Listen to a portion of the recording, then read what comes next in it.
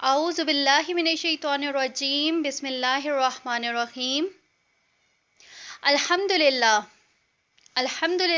نحمدہ ونستعینہ ونستغفرہ ونؤمن بہ ونتوکل علیہ ونعوذ باللہ من شرور انفسنا ومن سیئات اعمالنا من یہد اللہ فلا مضل لہ ومن یضللہ فلا ہادی لہ ونشهد أن لا إله إلا الله وحده لا شريك له ونشهد أن سيدنا محمدا عبده ورسوله أرسله بالهدى ودين الحق ليظهره على الدين كله وكفى بالله شهيدا خصوصا على أفضلهم وخاتم النبيين محمد الأمين وعلى آلہ وصحبہ اجمعین فصلی اللہ علیہ وسلم تسلیما کثیرا کثیرا اللہم ربنا الہمنا رشدنا وعائذنا من شرور انفسنا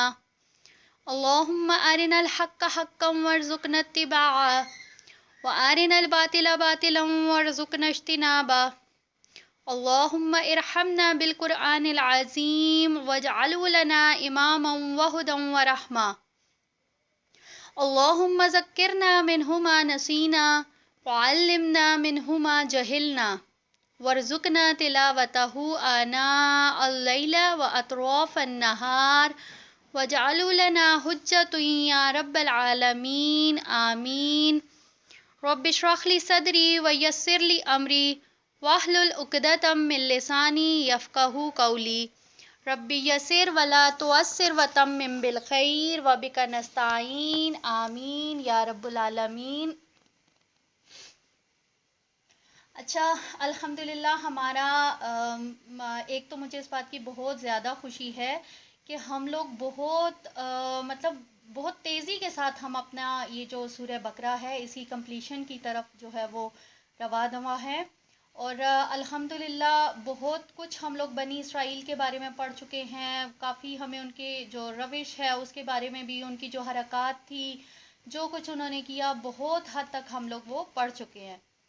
لاسٹ ٹائم ہم لوگوں نے کیا تھا آیت نمبر 114 پہ اینڈ کیا تھا، جس میں مساجد کے بارے میں بات کی گئی تھی کہ مساجد جو ہیں وہاں پہ مساجد سے جو روکتے ہیں ان کے بارے میں کیا کہا گیا اور کس طرح کے احکامات وہ سارے بتائے گئے۔ آج جو ہے وہ انشاءاللہ تعالی ہم آیت نمبر 115 کریں گے۔ 115 کے اندر کیا ہے؟ اور مشرق اور مغرب اللہ تعالیٰ کے لیے ہے، چنانچہ جدھر بھی تم رخ کرو گے ادھر ہی اللہ کا چہرہ ہے، یقیناً اللہ تعالیٰ بڑی وسعت والا، سب کچھ جاننے والا ہے۔ اب جیسے کہ میں نے پہلے بتایا کہ پچھلی آیات میں ہم نے مسجدوں کو آباد کرنے کی بات کی تھی اور ان کے احترام اور اکرام اور ان کا مقصد بیان کیا گیا تھا، تو اب اس میں اللہ تعالیٰ ظاہرہ و مساجد میں اللہ تعالیٰ کا ذکر ہوتا ہے، تو یہاں اس بات کی وضاحت کی گئی ہے کہ اللہ تعالیٰ جو ہے وہ صرف مسجدوں تک ہی محدود نہیں ہے، ٹھیک ہے؟ جیسے پچھلی آیات میں مسجدوں کی بات کی گئی تھی، تو کیا کہا جا رہا ہے کہ اللہ تعالیٰ صرف مسجدوں کے اندر ہی نہیں ہوتا کہ آپ صرف مسجد میں ہی جائیں گے، وہیں پہ آپ اس کا ذکر کر سکتے ہیں، وہیں پہ آپ اس کی عبادت کر سکتے ہیں، بلکہ اللہ تعالیٰ جو ہے وہ زمین میں مشرق سے لے کر مغرب تک اسی کی ملکیت ہے، اور یہ ایک بہت بڑی حقیقت ہے کہ اللہ تعالیٰ ہر جگہ موجود ہے، وہ کسی خاص سمت یا جگہ پر نہیں ہے کہ انسان جو ہے وہ ڈائریکشنز کے پیچھے پڑ کے اصل مقصد کو بھول جائے۔ تعویل خاص میں اگر دیکھا جائے تو یہ بات یہود و نصارہ کے ساتھ کی گئی تھی، کیونکہ عیسائی جو تھے وہ بیت المقدس میں اس جگہ کو افضل مانتے تھے جہاں پر حضرت مریم علیہ السلام نے اپنے آپ کو عبادت کے لیے وقف کیا تھا، اور وہ چونکہ مشرقی کونا تھا وہاں پر ہی حضرت عیسیٰ علیہ السلام کی پیدائش بھی ہوئی تھی، جسے بیت اللحم کہا جاتا ہے۔ اس کے مقابلے میں یہودی کیا کرتے تھے کہ یہودی جو اس کا مغربی کونا ہوتا تھا وہ اس سے محترم سمجھتے تھے، کیونکہ وہاں پر ہیکل سلیمانی تھا۔ تو اللہ تعالیٰ نے یہاں اسپیشلی مشرق اور مغرب کا ذکر اس لیے کیا کہ یہ جو دونوں جگہ ہیں یہ دونوں بہت امپورٹنٹ پوائنٹس ہیں، جہاں سے روشنی طلوع ہوتی ہے اور پھر وہاں سے غروب ہوتی ہے، یعنی کہ ایک پوائنٹ سے طلوع ہوتی ہے اور دوسرے پوائنٹ پہ غروب ہوتی ہے۔ تو اسی لیے جب قبلے کو چینج کیا گیا تھا تو یہودیوں نے یہ پروپیگنڈا کیا کہ ہم نے اس سے پہلے جو بیت اللہ کی طرف منہ کر کے جو نمازیں پڑھی تھیں وہ تو ساری کی ساری ضائع ہو گئی ہیں. تو اس کے جواب میں اللہ تعالیٰ نے یہ آیت نازل کی کہ مشرق اور مغرب اللہ تعالیٰ کے لیے ہے، تم خلوص نیت کے ساتھ جدھر بھی رخ کرو گے وہیں اللہ کا چہرہ ہے. تو اس بات سے انسان کو اللہ تعالیٰ کی عظمت کا احساس ہوتا ہے کہ اللہ تعالیٰ جو ہے وہ یہ نہیں ہے کہ صرف کسی ایک مین پوائنٹ پہ ہوگا یا کسی خاص ایک جگہ پہ ہوگا، بلکہ اللہ تعالیٰ ہر جگہ پہ موجود ہے. اللہ تعالیٰ ہر ایک کو سنتا ہے، اسے دیکھتا ہے. ان اللہ واسع علیم، کیا مطلب ہے اس بات کا؟ کہ اللہ تعالیٰ بڑی وسعت اور علم والا ہے. تو یہاں پہ کیا ہے کہ اللہ تعالیٰ جو ہے وہ واقعی بہت وسیع علم والا ہے کہ وہ اپنے علم اور فضل کی وسعت سے اپنے احکامات میں وسعت رکھتا ہے. اس کی خدائی بھی وسیع ہے، اس کا زاویہ نظر بھی وسیع ہے، اس کا دائرہ فیض بھی بہت وسیع ہے، جس کی وجہ سے وہ یہ جانتا ہے کہ اس کا کون سا بندہ کہاں پہ کس وقت پہ کس نیت کے ساتھ اسے یاد کر رہا ہے.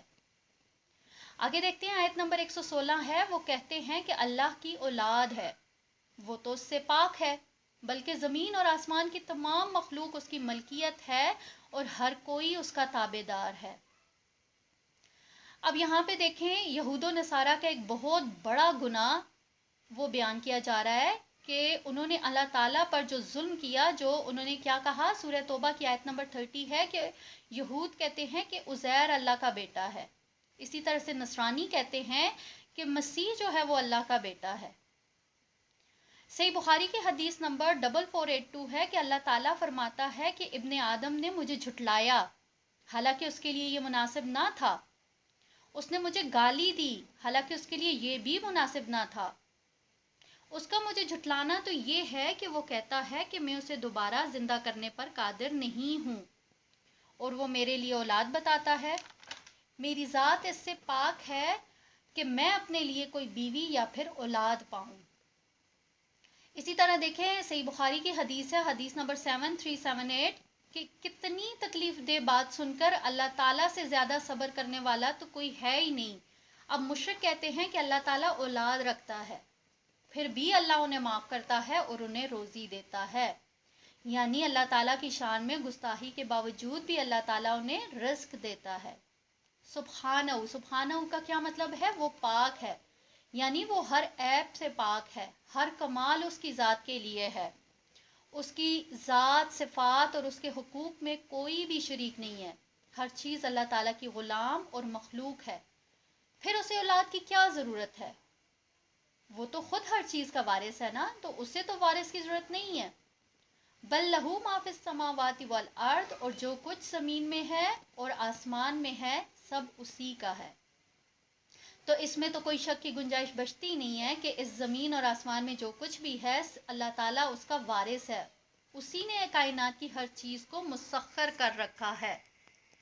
کل لہو قانتون، کیا مطلب ہے اس کا؟ کہ سب کے سب اسی کے فرما بردار بن جاؤ. اب یہاں اگر غور کیا جائے تو ایک کلیئر وارننگ نظر آتی ہے کہ جب اللہ ہی وحدہ لا شریک ہے تو پھر کیوں نہ اسی کے آگے جھکا جائے، اسی کی اطاعت گزاری کی جائے، کیونکہ وہی تو مالک کل ہے. آیت نمبر 117 ہے، آسمان اور زمین کا موجد ہے، بدیع السماوات والارض. کیا کہا گیا؟ کہ آسمان اور زمین کا موجد ہے، یعنی کہ بنانے والا ہے. تو جب وہ کسی کام کا فیصلہ کرتا ہے تو وہ اس کو کہتا ہے کہ کن، یعنی کہ ہو جا، تو وہ ہو جاتا ہے. اب یہاں دیکھیں، یہاں پہ آیت میں آسمان اور زمین کے بنانے کے لیے کیا لفظ استعمال کیا گیا؟ بدیع. تو سب سے پہلے بدیع کو ہم دیکھ لیتے ہیں کہ بدیع کا کیا مطلب ہے.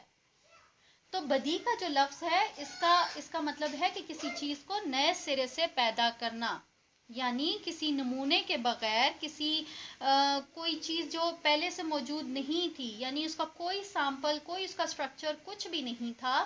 تو یہاں زمین اور آسمان کے بارے میں بات کی گئی ہے تو یہ جان لینا چاہیے کہ یہ ایسی چیز ہے جو کہ پہلے موجود نہیں تھی، اس کی ابداع کی گئی ہے. اگر غور کیا جائے تو قرآن پاک میں ہر چیز کے بنانے کے لیے بنیادی طور پر 3 قسم کے الفاظ استعمال کیے گئے ہیں. کون کون سے؟ بدیع یعنی کہ ابداع، اس کے بعد خلق اور پھر اس کے بعد تدبیر. سب سے پہلے بدی کو دیکھتے ہیں. بدی کا کیا مطلب ہے؟ نئے سرے سے کسی چیز کو وجود میں لانا، یعنی کہ عدم محض سے کسی چیز کو وجود میں لانا. اگر انگلش میں اس کو دیکھیں گے، یعنی کہ اس کی جو سائنٹیفکلی جو اس کو ایک نام دیا گیا وہ کیا ہے؟ Creation ex nihilo. اور یعنی کہ اس کا کیا مطلب ہے کہ کریشن آؤٹ آف نتھنگ. اور اسی طرح سے دوسری اس کی کون سی قسم ہے؟ خلق. خلق کسے کہتے ہیں؟ کسی ایک چیز کی مدد سے کسی دوسری چیز کو بنانا، اس کو تخلیق کرنا. تو دیکھا جائے تو اللہ تعالیٰ نے انسان کو کیا کیا؟ گارے سے بنایا، ٹھیک ہے، مٹی سے بنایا. اسی طرح سے جنات کو آگ سے بنایا، فرشتوں کو نور سے بنایا. یعنی کہ کوئی چیز تھی، اس سے کوئی دوسری چیز تخلیق کی ہے.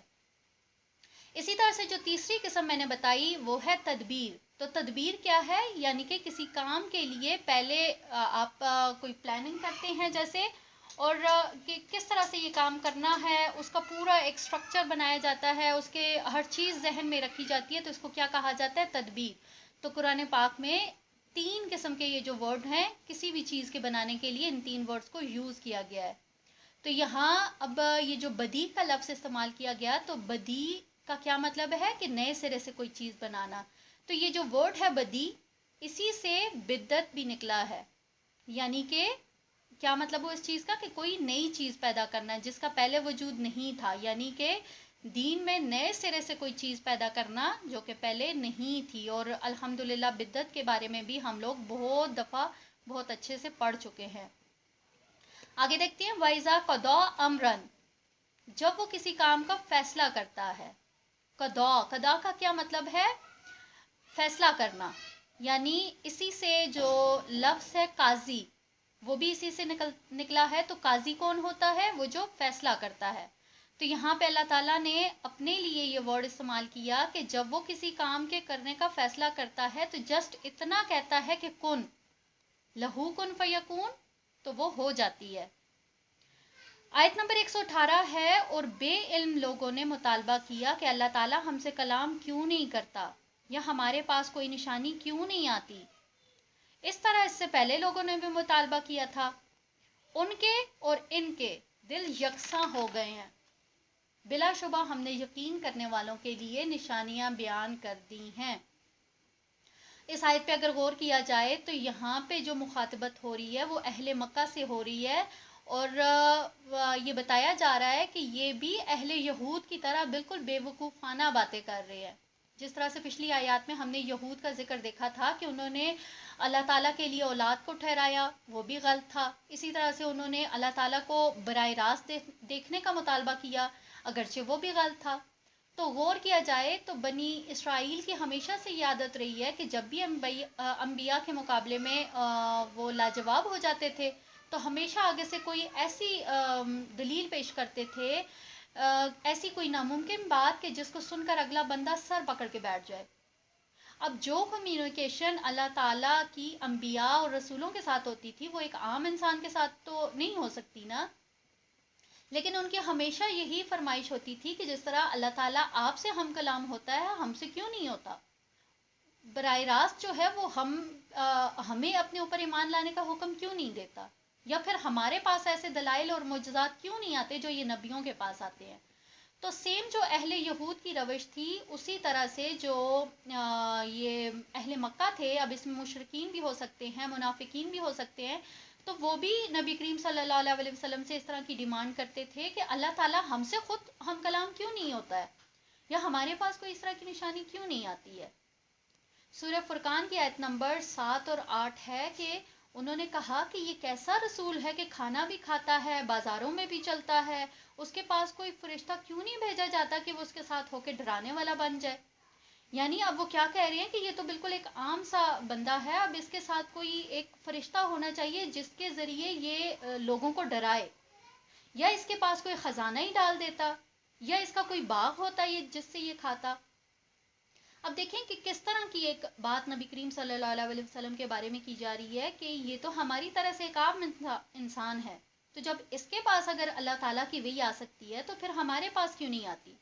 تو یہاں اللہ تعالیٰ نے نبی کریم صلی اللہ علیہ وسلم کو بتایا کہ یہ لوگ جس طرح کی باتیں کر رہے ہیں حضرت موسیٰ سے تو اس سے بھی بڑھ کر چکے ہیں۔ سورہ نساء کی آیت نمبر 153 ہے کہ آپ سے اہل کتاب درخواست کرتے ہیں کہ آپ ان کے پاس کوئی اس آسمانی کتاب لائیں۔ حضرت موسیٰ سے تو انہوں نے اس سے بھی بڑی فرمائش کی تھی کہ ہمیں کھلم کھلا اللہ کو دکھا دے۔ تو یہاں اگر دیکھا جائے تو یہود ہدایت کے لیے نہیں بلکہ محض بحث کرنے کے لیے ایسے مطالبات کرتے تھے۔ کیا کہا گیا ان کے بارے میں؟ تشابہت قلوبہم، ان سب کے دل ایک جیسے ہو گئے ہیں، یعنی یہ جو نبی کریم صلی اللہ علیہ وسلم سے مطالبات کر رہے ہیں ان کے دل بھی ان پچھلوں کے جیسے ہو گئے ہیں، یہ بھی سیم اسی روش پہ جا رہے ہیں جس پر وہ تھے۔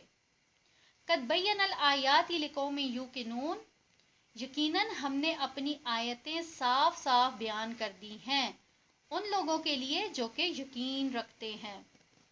کیا کہا گیا؟ کہ جو یقین رکھتے ہیں ان کے لیے جو ہے وہ ہماری آیتیں ہیں، ہم نے صاف صاف بیان کر دی گئی ہیں۔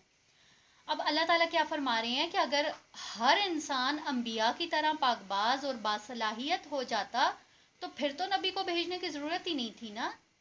اور اسی طرح جہاں تک کھلے دلائل اور معجزات کی بات تھی تو اللہ تعالیٰ نے جو ہے ان کی آنکھوں کے سامنے بہت سارے معجزات ان کو دکھائے۔ اہل یہود کی اگر بات کی جائے تو انہوں نے بھی اپنی آنکھوں سے بہت سارے انبیاء کے معجزات دیکھے۔ اب اہل مکہ کی بات ہو رہی ہے تو انہوں نے بھی نبی کریم صلی اللہ علیہ وسلم کے بہت سارے معجزات اپنی آنکھوں سے دیکھے تھے، جیسے کہ ان کی آنکھوں کے سامنے چاند کے 2 ٹکڑے کر کے دکھایا تھا نبی کریم صلی اللہ علیہ وسلم نے۔ اسی طرح نبی کریم صلی اللہ علیہ وسلم کا سفر معراج تھا، وہ بھی ایک معجزہ تھا۔ اور قرآن پاک کی ایک ایک اگر پیشن گوئی کو دیکھا جائے تو اس کا حرف بحرف سچ ہونا، اسی طرح سے مختلف آیات اور معجزات کا نازل ہونا، اور پھر ان ساری چیزوں سے بڑھ کر خود نبی کریم صلی اللہ علیہ وسلم کی ذات بھی ان سب کے لیے معجزہ تھی۔ یعنی کہ اللہ تعالیٰ نے تو ہر چیز کو کھول کھول کر بیان کر دیا، لیکن مسئلہ کیا تھا؟ ہم یوقنون، یعنی کہ یقین کا، یعنی ان تمام چیزوں پر، ان تمام باتوں پر، ان آیات پر صرف اہل ایمان ہی یقین رکھتے ہیں۔ بے شک نبی کریم صلی اللہ علیہ وسلم کو ایسی سچائی کے ساتھ جلوہ گر کیا گیا کہ جس میں جو ایمان لانے والے تھے ان کے لیے دنیا میں بھی اور آخرت میں بھی دونوں میں بشارتیں ہیں۔ ہاں جو منکرین ہیں ان کے لیے وہ تمام باتوں کا اور ان آیات کا اور ان نشانیوں کا جو ہے وہ ظاہرہ ان سے انکار کرتے ہیں تو دنیا میں بھی ان کے لیے رسوائی ہے اور آخرت میں عذاب تو ہے ہی ہے۔ آیت نمبر 119 ہے، بے شک ہم نے آپ کو حق کے ساتھ خوشخبری دینے والا، ڈرانے والا بنا کر بھیجا ہے، اور آپ صلی اللہ علیہ وسلم سے جہنم والوں کے بارے میں ہرگز بھی سوال نہیں کیا جائے گا۔ یہاں اگر دیکھا جائے تو اللہ تعالیٰ نے واضح کر دیا کہ ہم نے آپ کو پیغمبر بنا کے بھیجا، بالحق کی، حق کے ساتھ۔ ابن عباس فرماتے ہیں کہ یہاں پہ حق سے مراد کیا ہے؟ قرآن پاک۔ اور بعض مفسرین جو ہیں ان کے نزدیک حق سے کیا مراد ہے؟ دین اسلام۔ تو کیا کہا جا رہا ہے کہ ہم نے آپ کو حق کے ساتھ پیغمبر بنا کے بھیجا جو کہ ڈرانے والا بھی ہے اور خوشخبری دینے والا بھی، بشیرم و نذیر۔ اس کا کیا مطلب ہے؟ کہ جنت کی خوشخبری دینے والا اور جہنم سے ڈرانے والا۔ یعنی آپ صلی اللہ علیہ وسلم کی بنیادی حیثیت یہ ہے کہ آپ اہل حق کو جنت اور اس کی تمام تر نعمتوں کی خوشخبری دیں، اور جو غلط راستے پر چل پڑیں یعنی کہ کفر کریں، منافقت میں مبتلا ہو جائیں یا ملحد ہو جائیں تو آپ صلی اللہ علیہ وسلم انہیں خبردار کریں، انہیں جہنم کے عذاب سے ڈرائیں۔ صحیح بخاری کی حدیث ہے، حدیث نمبر 4801، کہ ایک دن نبی کریم صلی اللہ علیہ وسلم صفا کی پہاڑی پر چڑھے اور پکارا، یا صباحا یا صباحا، یعنی کہ اے لوگو دوڑو۔ تو اس آواز پر قریش کے لوگ جو تھے وہ اکٹھے ہو گئے اور نبی کریم صلی اللہ علیہ وسلم سے پوچھا کہ کیا ہوا ہے؟ تو نبی کریم صلی اللہ علیہ وسلم نے کہا کہ اگر میں تمہیں کہوں کہ اس پہاڑ کے پیچھے سے دشمن تم پہ حملہ کرنے والا ہے تو کیا تم میری بات کی تصدیق کرو گے؟ تو لوگوں نے کہا کہ ہاں۔ تو نبی کریم صلی اللہ علیہ وسلم نے کہا کہ میں تمہیں جہنم کے سخت ترین عذاب سے ڈرانے والا ہوں۔ تو یہ نبی کریم صلی اللہ علیہ وسلم کا فرض تھا کہ وہ لوگوں کو جنت کی خوشخبریاں دیں، تو جہاں وہ لوگوں کو جنت کی خوشخبری دیں گے، اس کے ساتھ ساتھ وہ جہنم کے عذاب سے بھی ڈرائیں گے۔ اور تاریخ گواہ ہے کہ نبی کریم صلی اللہ علیہ وسلم نے اپنا فرض بہت اچھے طریقے سے پوری ذمہ داری کے ساتھ نبھایا ہے۔ وَلَا تُسْأَلُوا عَنْ أَصْحَابِ الْجَحِيمِ، اور آپ صلی اللہ علیہ وسلم سے جہنمیوں کے بارے میں سوال نہیں کیا جائے گا۔ جب نبی کریم صلی اللہ علیہ وسلم نے اپنا فرض اچھے سے نبھا دیا، انہوں نے ہر ایک کو دین سمجھا دیا، تو جو لوگ اپنے طرز عمل کی بنیاد پر جہنم کے مستحق ٹھہریں گے تو ان سب کے بارے میں نبی کریم صلی اللہ علیہ وسلم سے پوچھ گچھ نہیں کی جائے گی کہ یہ لوگ جہنم میں کیوں پہنچے، کیونکہ یہ نبی کریم صلی اللہ علیہ وسلم کی ذمہ داری نہیں ہے۔ انسان نے اپنے لیے جنت اور جہنم کا فیصلہ خود کرنا ہے۔ نبی کریم صلی اللہ علیہ وسلم کے ذمے جسٹ حق کو واضح کر دینا تھا۔ اس کی وضاحت میں نبی کریم صلی اللہ علیہ وسلم نے کوئی کمی نہیں چھوڑی۔ اب اس سے زیادہ نبی کریم صلی اللہ علیہ وسلم لوگوں کے ہاتھ پکڑ پکڑ کے ان کو دین کے راستے پہ نہیں لا سکتے تھے، کیونکہ یہ ان کی ذمہ داری نہیں تھی۔ لیکن نبی کریم صلی اللہ علیہ وسلم ہمیشہ ان کے لیے دعا ضرور کرتے تھے، اسپیشلی جو علماء یہود تھے ان کی ہدایت کے لیے وہ ہمیشہ دعا کرتے تھے کہ یہ جانتے بوجھتے یہ لوگ جو ہیں وہ جہنم کا ایندھن بن رہے ہیں، تو اب اگر وہ جانتے بوجھتے جہنم میں چلے جائیں گے تو نبی کریم صلی اللہ علیہ وسلم سے نہیں پوچھا جائے گا کہ یہ آپ کے ہوتے ہوئے یہ سارے لوگ جہنم میں کیوں گئے ہیں۔ ٹھیک ہے، آیت نمبر 120 ہے، آپ سے یہود و نصارہ ہرگز راضی نہیں ہوں گے جب تک کہ آپ ان کے مذہب کے تابع نہ ہو جائیں۔ آپ فرما دیں کہ اللہ کی ہدایت ہی ہدایت ہے، اور اگر آپ صلی اللہ علیہ وسلم نے علم آ جانے کے باوجود ان کی خواہشات کی پیروی کی تو اللہ کے ہاں نہ تو کوئی آپ کا دوست ہوگا اور نہ ہی مددگار۔ اب اس آیت کو اگر اس پہ غور کیا جائے تو نبی کریم صلی اللہ علیہ وسلم کے ساتھ مخاطبت ہو رہی ہے کہ آپ یہود و نصارہ کے تمام مطالبات جو یہ آپ سے کر رہے ہیں اگر وہ مان بھی لیں تو آپ ان کی اگر ساری خواہشیں جتنی بھی یہ کہہ رہے ہیں یہ اگر پوری بھی کر دیں تو پھر بھی یہ آپ کے اوپر ایمان نہیں لائیں گے۔ یہ اس وقت تک آپ سے راضی نہیں ہوں گے جب تک آپ ان کے دین کی پیروی نہ کر لیں، کیونکہ وہ اپنے دین کو حق سمجھتے ہیں۔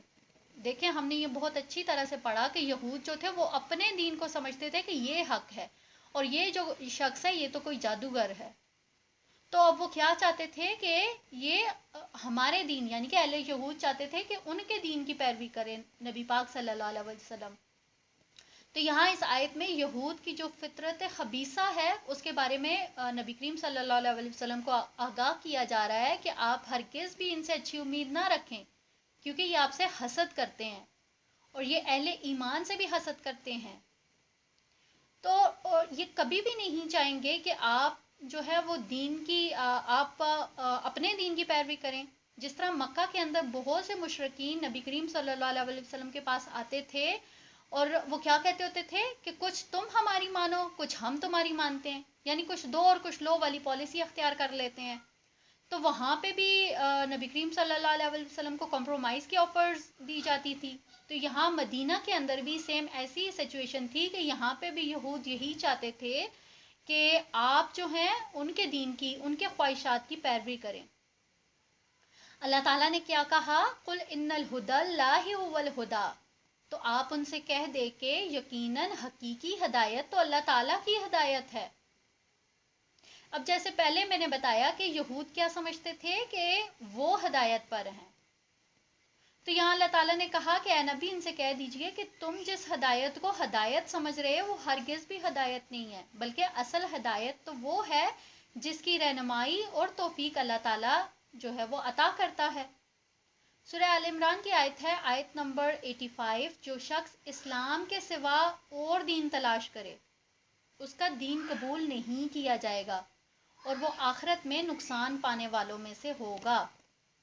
یعنی کہ اصل دین کیا ہے؟ دین اسلام، اور یہود و نصارہ جس پر چل رہے ہیں وہ کیا ہے؟ وہ خواہشات کا دین ہے۔ تو یہاں اس آیت میں اللہ تعالیٰ نے کیا فرمایا کہ اگر آپ ان کی خواہشات کی پیروی کریں گے تو پھر آپ کو بھی بچانے والا کوئی نہیں ہوگا، یعنی جو دین جو علم اللہ تعالیٰ نے نبی کریم صلی اللہ علیہ وسلم کو اور اہل ایمان کو عطا کر دیا اب یہاں اسی آیت کو اگر تعویل خاص میں، تو اب ہم نے دیکھا کہ مخاطبت جو ہے وہ اہل ایمان اور نبی پاک صلی اللہ علیہ وسلم سے ہو رہی ہے. اگر تعویل عام میں دیکھا جائے تو یہ مخاطبت ہم سے ہو رہی ہے کہ ابھی تک ہم نے جتنا بھی علم حاصل کر لیا، جتنا اللہ تعالیٰ نے ہمیں علم دیا، جتنا حق کو واضح کر دیا، اب اور یہ بتا دیا کہ یہ کام کرنا ہے، یہ نہیں کرنا، اس کام کے لیے جنت ہے، اس کام کے لیے جہنم ہے، تو پھر کیا ہے، اس کا کیا مطلب ہے کہ ہم پہ حق واضح ہو چکا ہے. اور اس کے باوجود بھی اگر ہم اس سے منہ موڑیں گے، جانتے بوجھتے اگر فراموش کر دیں گے، تو کیا کہا گیا، مالکا من اللہ من ولی ولا نصیر، تو اللہ کے ہاں نہ ہی کوئی مددگار ہے اور نہ ہی کوئی دوست. ولی سے کیا مراد ہے، دوست، یعنی کہ وہ دوست جو کہ آپ کے برے وقت میں آپ کے کام آ سکے. تو اللہ جس کا ولی نہ ہو تو پھر کون ہو سکتا ہے ایسا دوست کہ جو آخرت میں ہمیں اس عذاب سے بچا لے. صحیح مسلم کی حدیث ہے، حدیث نمبر 386، رسول اللہ صلی اللہ علیہ وسلم نے فرمایا کہ اس ذات کی قسم جس کے ہاتھ میں میری جان ہے، اس امت کا کوئی ایک بھی فرد یہودی ہو یا عیسائی ہو، وہ اگر میرے متعلق سن لے اور مر جائے اور اس دین پر ایمان نہ لائے جس کے ساتھ مجھے بھیجا گیا ہے، تو وہ اہل جہنم میں سے ہوگا. کتنا کلیئرلی بتایا جا رہا ہے کہ بھلے وہ یہودی ہے، بھلے وہ عیسائی ہے، جب تک کہ وہ نبی کریم صلی اللہ علیہ وسلم کو نہیں ان پہ ایمان لے آتا، ان کو اس دین کو حق نہیں مانے گا، اگر اسی روش میں اس کی موت ہو جاتی ہے، تو وہ کیا ہوگا، اہل جہنم میں سے ہوگا. آیت نمبر 121 ہے، جن لوگوں کو ہم نے کتاب دی وہ اس کا حق کے تلاوت ادا کرتے ہیں اور پھر اس پر ایمان رکھتے ہیں، جو اس کے ساتھ کفر کرے گا وہی نقصان اٹھانے والے ہیں. اس آیت پہ اگر غور کیا جائے تو کیا کہا جا رہا ہے کہ جن لوگوں کو ہم نے کتاب دی وہ اسے پڑھتے ہیں جیسا اسے پڑھنے کا حق ہے. اب اس سے کیا مراد ہے، اس سے اہل کتاب بھی ہو سکتے ہیں اور اس سے امت مسلمہ بھی ہے. ٹھیک ہے، تو سب سے پہلے دیکھ لیں کہ یہاں پہ کیا کہا گیا کہ وہ اسے پڑھتے ہیں جیسا اسے پڑھنے کا حق ہے. تو اس کو پڑھنے کا کیا حق ہے، ویسا جیسے، یعنی کہ قرآن کو ویسے پڑھیں جیسے اس کو پڑھنے کا حق ہے، اس کی اتباع کریں، اس کی پیروی کریں. تو یہاں پہ جو لفظ استعمال کیا گیا ہے تلاوت ہی، تو یہاں پہ تلاوت سے کیا مراد ہے، یعنی اچھا یہاں پہ ایک چیز، ایک مس کنسیپشن ہے جس کو میں یہاں پہ کلیئر کرنا چاہوں گی کہ اکثر جو ہے وہ ہم لوگ قرآن پاک جب پڑھ رہے ہوتے ہیں تو ہم اس کے لیے ورڈ یوز کرتے ہیں کہ ہم قرآن پاک کی تلاوت کر رہے ہیں. کوئی بھی اگر پوچھے تو ہم کہتے ہیں ہاں جی میں قرآن پاک کی تلاوت کر رہی تھی. تو تلاوت کا جو ورڈ ہے اس کا کیا مطلب ہے کہ آپ جو چیز پڑھ رہے ہیں آپ اس کے معنی اور اس کے مفہوم سے بھی آگاہ ہیں. تو اگر دیکھا جائے تو یوزلی عربک جو ہے وہ ہماری لینگویج نہیں ہے. ٹھیک ہے، جب تک ہم اسے پڑھیں گے نہیں، اس کے بارے میں جانیں گے نہیں، ہمیں نہیں معلوم ہوگا کہ ہم کیا پڑھ رہے ہیں. ٹھیک ہے، تو ہم لوگ جو کہ عربک کو نہیں جانتے تو ہمارے لیے یہ لفظ تلاوت جو ہے یہ سوٹیبل نہیں ہے. ہم کیا ورڈ یوز کریں گے کہ ہم قرات کر رہے ہیں. قرات کا مطلب کیا ہوتا ہے کہ پڑھنا. ٹھیک ہے، تو ہم لوگ جسٹ پڑھتے ہیں اس کو. ہم بہت کم ایسے لوگ ہیں جو کہ تلاوت کر رہے ہوتے ہیں، جو کہ وہ جو پڑھ رہے ہوتے ہیں اس کا سمجھ رہے ہوتے ہیں. اور ہمارا کیا ہوتا ہے کہ ہم جو پڑھ رہے ہوتے ہیں تو ہمیں تو ظاہر ہے وہ اس کا میننگز اور اس کی مفہوم نہیں پتہ ہوتا، تو اسی لیے جو بات چل رہی ہوتی ہے وہ ہمارے دل پہ اثر بھی نہیں کرتی. تو اسی لیے یہاں پہ کیا کہا گیا کہ قرآن کو ایسے پڑھو جیسے اسے پڑھنے کا حق ہے. اب یہاں ہم سب سے پہلے دیکھ لیتے ہیں کہ قرآن کو پڑھنے کا ہم پہ کون کون سے حق ہیں. تو سب سے پہلا حق کیا ہے کہ ہم نے اس قرآن کی پیروی کرنی ہے. دوسرا حق کیا ہے کہ اللہ تعالیٰ کے جو حرام ٹھہرائے ہوئے امور ہیں ان کو ہم نے حرام سمجھنا ہے. اسی طرح سے جو حلال ٹھہرائے ہوئے کام ہیں ان کو ہم نے حلال سمجھنا ہے، یعنی کہ حرام اور حلال میں ہم نے تمیز کرنی ہے. اسی طرح سے قرآن پاک کا ایک حق یہ بھی ہے کہ اس میں رد و بدل نہ کیا جائے، جس طرح سے یہ اترا ہے ویسے ہی اس کو پڑھا جائے. اور اس کا جو تیسرا حق ہے وہ کیا ہے کہ اس کے اندر جو احکامیہ یعنی کہ محکم آیات جو ہیں ان پر عمل کیا جائے.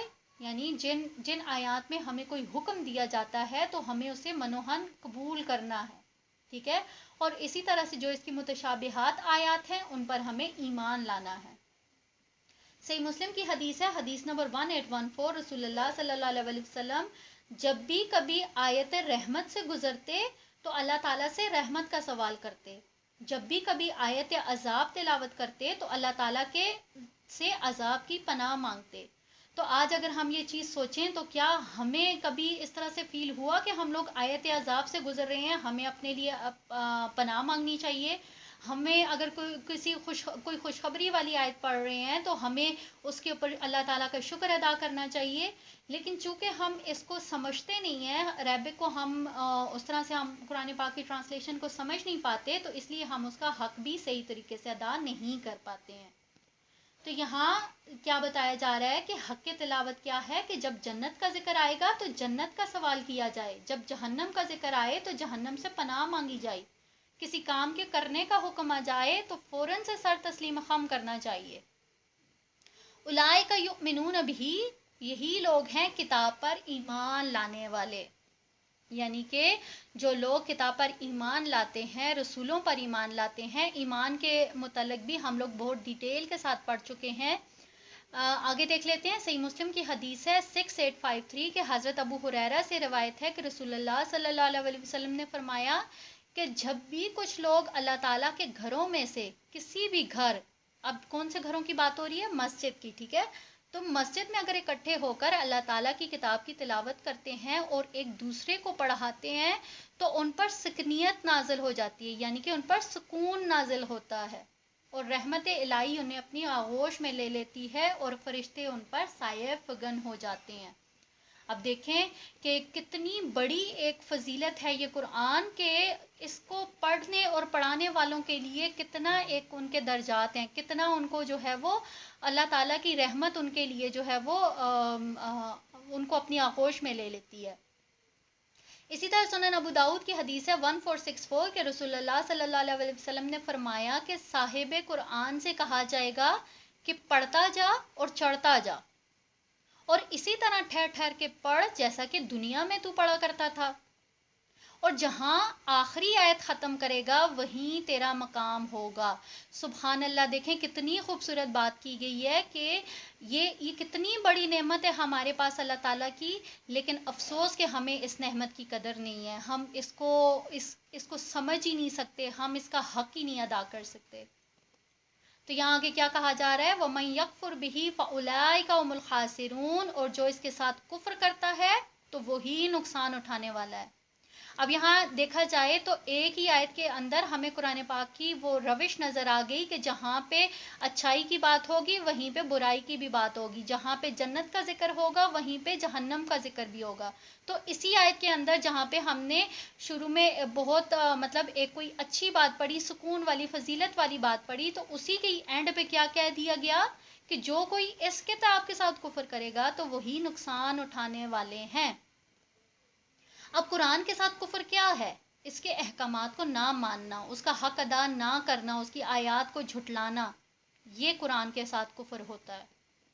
تو کیا کہا گیا ان کے بارے میں جو کہ کفر کرتے ہیں؟ کہ وہی لوگ نقصان اٹھانے والے ہیں.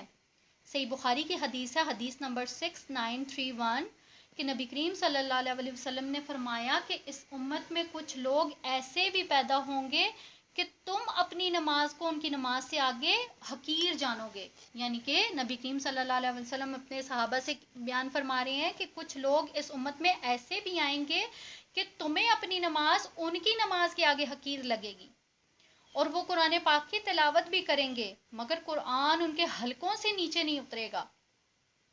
وہ دین سے اس طرح نکل جائیں گے جیسے تیر جو ہے وہ جانور میں سے پار ہو جاتا ہے. تو اب دیکھیں کہ کتنی ایک ڈرا دینے والی بات ہے کہ قرآن تو پڑھیں گے لیکن ان کے حلقوں سے نیچے نہیں اترے گا، یعنی کہ وہ ان کے دل پہ اثر ہی نہیں کرے گا. اسی طرح آگے اب سٹارٹ ہو رہی ہے آیت نمبر 122 کہ اے بنی اسرائیل تم یاد کرو میری ان نعمتوں کو جو میں نے تم پر انعام کی، میں نے تمام دنیا میں تمہیں فضیلت عطا کی. اب یہاں دیکھا جائے تو یہاں پہ جو رکوع نمبر 15 ہے وہ سٹارٹ ہو رہا ہے، اور اگر غور کیا جائے تو سورہ بقرہ کے اندر یہ تیسرا مقام ایسا آ رہا ہے کہ جہاں پہ بنی اسرائیل کو جو ہے وہ ان کو ڈائریکٹ مخاطب کیا گیا، یا بنی اسرائیل اذکروا نعمتی اللتی. ٹھیک ہے، تو یہ تیسرا ایسا مقام ہے کہ جہاں پہ بنی اسرائیل کو ڈائریکٹ مخاطب کیا جا رہا ہے اور انہیں کیا یاد دلایا جا رہا ہے کہ وہ نعمتیں اور وہ فضیلتیں یاد کرو جو کہ تمہیں عطا کی گئی تھیں. اور کیا کہا جا رہا ہے کہ اپنی عطا کردہ نعمتیں اور فضیلتیں جو ہیں وہ اللہ تعالیٰ ان کو یاد کروا کر ان کو احساس دلا رہے ہیں کہ تم جس عزت اور فضیلت کے حصول کے خواہش مند ہو وہ نبی کریم صلی اللہ علیہ وسلم کی مخالفت کر کے حاصل نہیں کی جا سکتی ہے. یہاں اگر سلسلہ کلام کو دیکھا جائے تو اس کے پیچھے کچھ امور ہیں جنہیں سمجھنا بہت ضروری ہے، تب ہی ہم جو ہیں وہ یہاں سے آگے کی جو آیات ہیں ان کو ہم اچھے سے سمجھ سکیں گے. ٹھیک ہے، تو اگر غور کیا جائے تو یہاں پہ دوبارہ سے بنی اسرائیل کو اس لیے یاد دلایا جا رہا ہے کہ ان کو جو سلسلہ نسب تھا وہ حضرت ابراہیم علیہ السلام سے تھا. ٹھیک ہے، حضرت نوح علیہ السلام کے بعد حضرت ابراہیم علیہ السلام ہی پہلے نبی تھے کہ جن کو اللہ تعالیٰ نے اسلام کی دعوت کے لیے مقرر کیا تھا. حضرت ابراہیم علیہ السلام نے اسلام کی دعوت کے لیے مختلف جگہوں پر ہجرت بھی کی. اچھا، انشاءاللہ تعالیٰ یہاں پہ میں نے بہت جنرل سی چیزیں جو ہیں وہ لی ہوئی ہیں. آگے کی جو آیات آئیں گی یا آگے کے جو لیکچرز آئیں گے ان میں آپ کو حضرت ابراہیم علیہ السلام کے بارے میں ڈیٹیل کے ساتھ جو ہے وہ سارا کچھ بتایا جائے گا، ایز اے سیرت جو ہے وہ اس کو رکھا جائے گا. لیکن یہاں پہ میں نے بہت شارٹ سا ایک جنرل ایک ویو دیا ہے کہ دیکھیں کہ ابراہیم علیہ السلام نے اسلام کی خاطر اپنے دین کی تبلیغ کی خاطر انہوں نے مختلف جگہوں پہ ہجرت کی، اور پھر انہوں نے کیا کیا کہ اپنے بیٹے اسحاق کو شام اور فلسطین میں اور اسماعیل علیہ السلام کو عرب میں اسلام کی تعلیمات کے لیے مامور کیا. حضرت اسحاق کی اولاد میں سے حضرت یعقوب علیہ السلام، حضرت یوسف علیہ السلام، موسیٰ علیہ السلام، عیسیٰ علیہ السلام اور بہت سارے انبیاء آئے کہ جن کے بارے میں الحمدللہ ہم لوگوں نے جینیالوجی میں پڑھا تھا. ٹھیک ہے، اور حضرت یعقوب علیہ السلام سے جو نسل چلی تھی اسے بنی اسرائیل کہا جاتا ہے، کیونکہ حضرت یعقوب علیہ السلام کا نام وہ اسرائیل کے نام سے بھی مشہور تھے، تو ان سے جو نسل چلی اس کو بنی اسرائیل کہا جاتا ہے. اب یہ جو بنی اسرائیل تھے یہ جن دوسری قوموں کے ساتھ جو لوگ جو کوئی دوسری قومیں تھیں یا جو اس وقت وہاں پہ رہنے والے جو لوگ تھے جو ان کے ساتھ ملے، انہوں نے کیا کیا کہ انہوں نے ان کا دین کو جو ہے وہ انہوں نے ایکسیپٹ کیا، لیکن نسلاً وہ ان سے الگ تھے. مطلب کہ وہ مذہبی لحاظ سے ان کے تابع ہو گئے تھے. تو بنی اسرائیل کی جو فضیلتوں اور نعمتوں کا جو ذکر کیا جا رہا ہے تو ابتدا میں یہ ان فضیلتوں کے بالکل مطلب پیک پر تھے، لیکن رفتہ رفتہ جب ان کے اوپر پستی اور تنزلی کا دور آیا تو پہلے کیا ہوا، ان میں یہودیت نے جنم لیا، اور پھر یہی یہودیت آگے جا کے جو ہے وہ ڈیوائیڈ ہو کے عیسائیت میں جو ہے وہ مطلب اسی یہودیت میں سے ہی عیسائیت جو ہے اس نے جنم لیا. لیکن اگر دیکھا جائے تو ابراہیم علیہ السلام کا اصل کام کیا تھا کہ دنیا کو اللہ تعالیٰ کی اطاعت کی طرف بلانا، کیونکہ وہ خود اللہ تعالیٰ کے مطیع تھے اور اللہ تعالیٰ کے دیے ہوئے علم کی پیروی کرتے تھے. تو ان کی ہمیشہ کوشش یہی ہوتی تھی کہ سب انسان مالک کائنات کے مطیع ہو کر رہیں.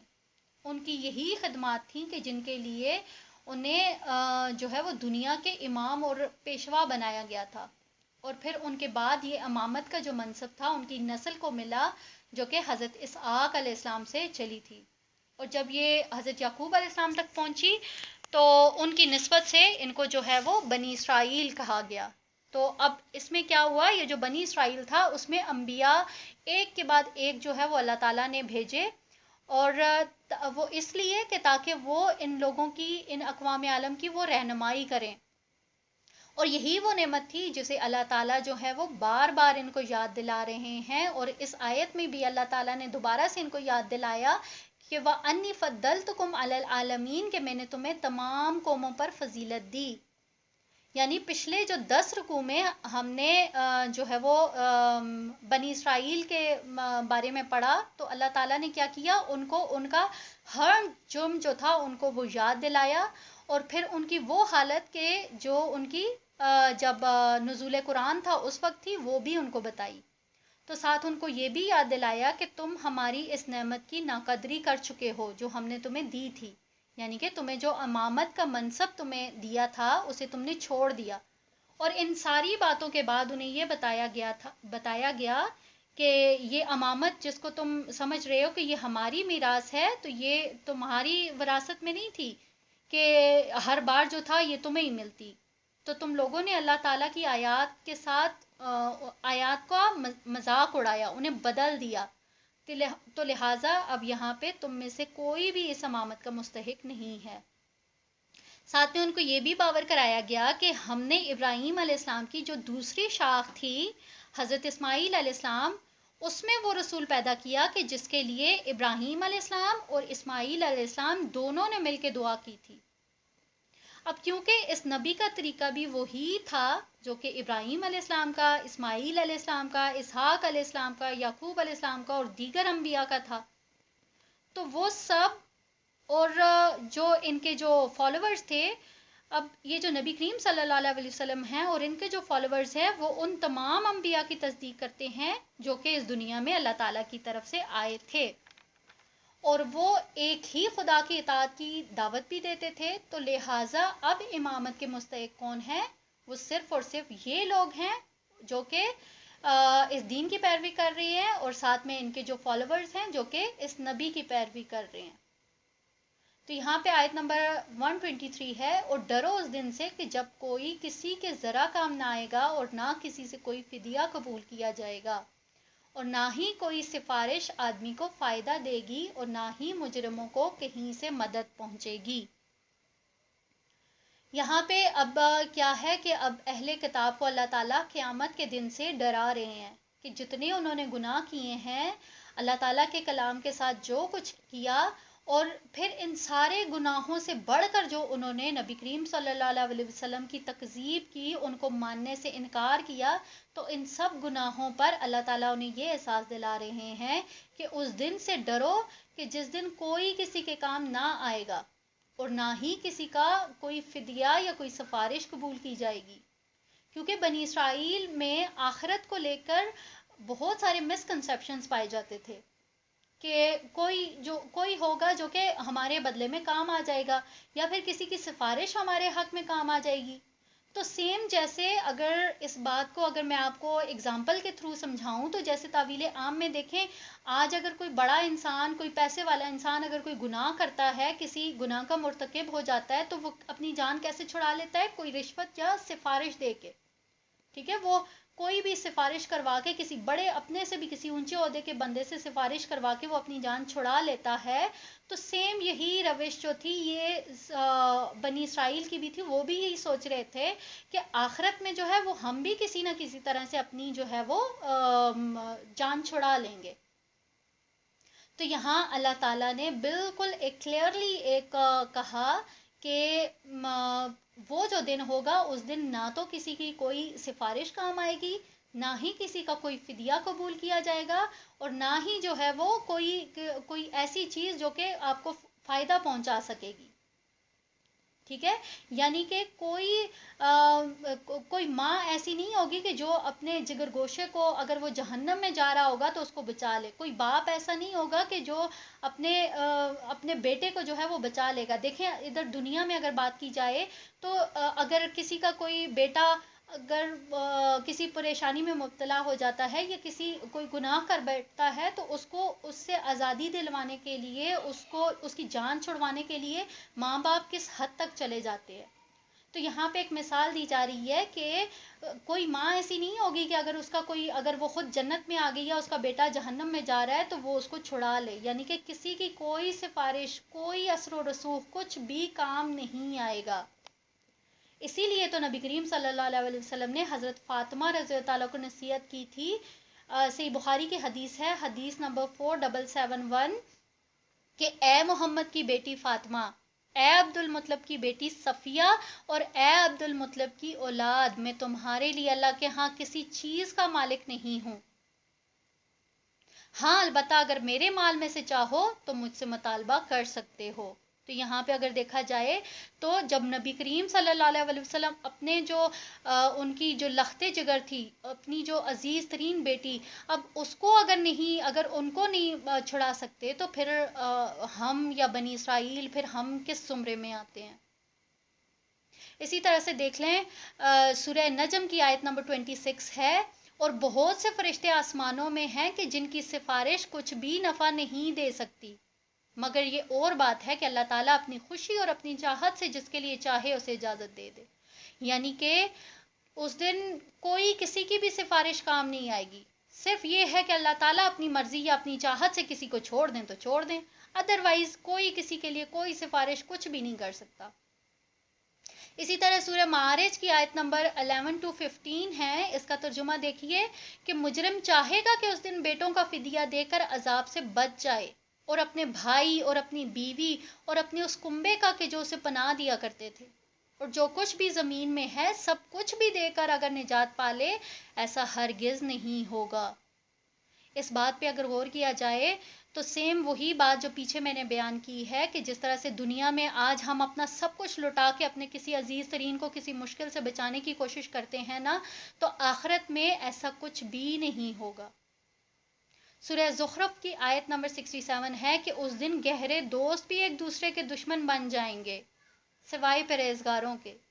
تو ان ساری باتوں پر اگر غور کیا جائے تو جو مین ریزن ہے وہ کیا سامنے آتی ہے کہ عقیدہ آخرت کی خرابی، جو کہ بنی اسرائیل کے ساتھ ساتھ آج ہمارے اندر بھی پایا جاتا ہے. ہمارے اندر بھی عقیدہ آخرت جو ہے وہ بالکل اس کی جو اصل اس کی حقیقت تھی وہ بالکل ختم ہو کے رہ گئی ہے.